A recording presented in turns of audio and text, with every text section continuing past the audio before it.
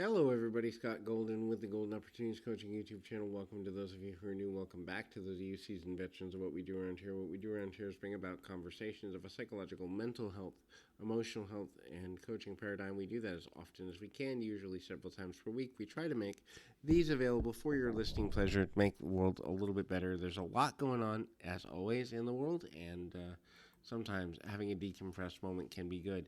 The first thing to look at is if you need coaching, life, relationship, business, or anything in between, would love to be of assistance to you in any way that I can. Please feel free to reach out at PO Perception on Twitter or in the About Me section of this YouTube page. Either one will get you in touch with me or a member of my team. We can move forward from there. First thing I would consider to you is to say, look, hey, look at the possibility of new beliefs. Everything that you've ever been taught, everything you ever have done now is because of a belief that you have.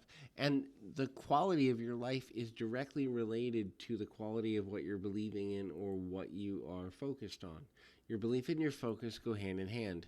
You're not going to focus on something you don't believe, but at the same time, if what you're focused on isn't leading you to where you want to go, your beliefs may in fact not be in alignment with the life you truly want. Now, next thing to look at is kind of looking at your life a little bit differently and just seeing, does where I'm going match with who I am? Does what I believe currently match with the vision I have for my life? What is the vision you have for your life? Have you updated it for a while? Have you in any way looked at the things that aren't working for you and said, you know what? This no longer works for me. It's not congruent with where I'm going. It's not congruent with who I'm becoming. It's not congruent with where I want my life to land. Or are you living a life where you expect other people to do the work for you? And a lot of people do that.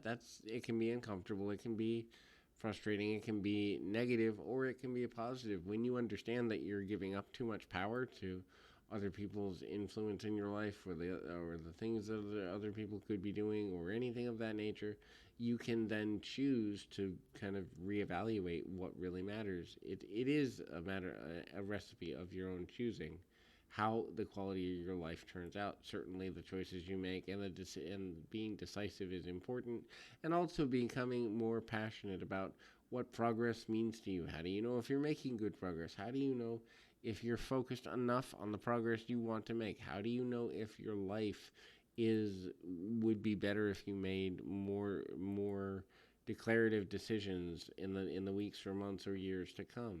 All of this is about kind of doing the research to figure out, where am I versus where I want to be?